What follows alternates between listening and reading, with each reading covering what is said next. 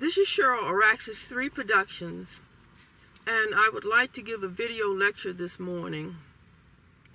It will be in my car, which may be a little bit quieter and just as good a place as any because I have some place to go today. The video lecture is a short one, and it is on thoughts of the fourth dimension. The fourth dimension is a concept which was thought about even before Einstein.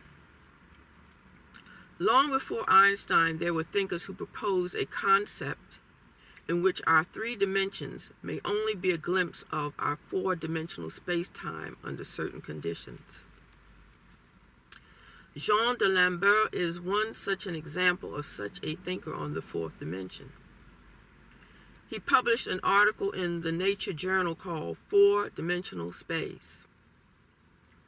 His idea was that there is a new three-dimensional space for each segment of time, which follows as the three-dimensional space changes in time. Most people are curious about the fourth dimension, and all kinds of thoughts arise concerning what it really is. Einstein proposed that time creates the fourth dimension. So how do we figure time as the fourth dimension? As humans, we all need reference points or something to measure by to recognize what it is that we are doing or observing. My physics professor, Dr. Eagleson, always described time as the passing of events. These events involve movement in space and time. That being said, for example, an object going through a change of events during a period of time may appear differently than otherwise and might possibly interact with another dimension under the right conditions. The fourth dimension is somewhere between orthogonal descriptive mathematical physics, philosophical views, and thoughts down through the ages.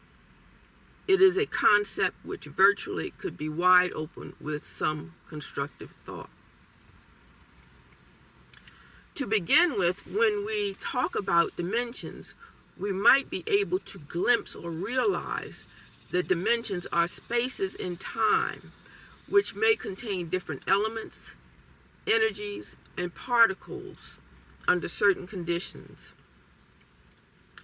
Einstein defined the fourth dimension as time. But if we look at time as movement or passing of events, then we see a space which might be a three-dimensional one moving through time to create a set of conditions which may be different from the original starting one. And as far as I'm concerned, there is always movement, even if it is down at the atomic level.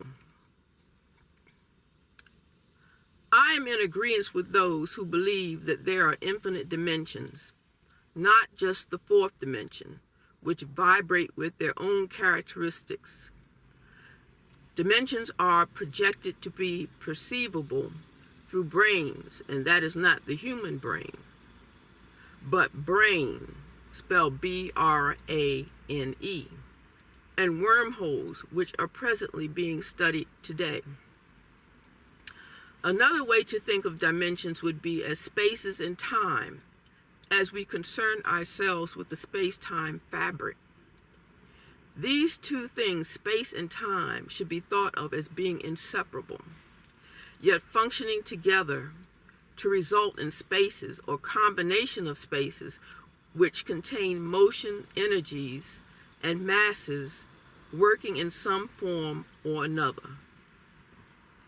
In my opinion, I think it would also be helpful to stop thinking about three-dimensional space and rather map out energies from other particles in some way, as there may not be a form we can perceive with our senses.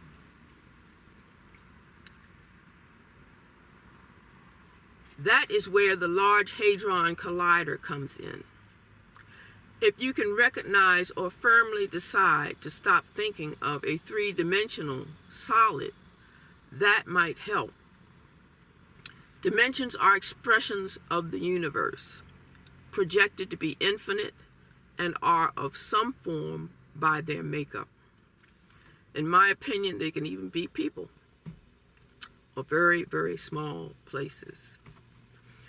A dimension can be a place space just like any other, except it may or may not take a solid three-dimensional shape. The Large Hadron Collider, if successful, could possibly detect some characterization of extra dimensions by using exotic particles.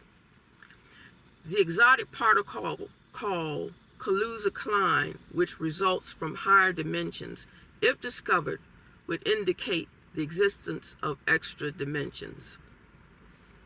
How I perceive it, in the collider, particles are smashed at extremely high speeds near the speed of light to result in a KK graviton or Kaluza-Klein, which is short-lived and decays into familiar particles from this dimension and energy patterns which are signatures of possibly higher dimensions which can be detected by the instrument. These familiar particles are detected, and the KK graviton produces a signature pattern and energies different from those of the standard model of particles.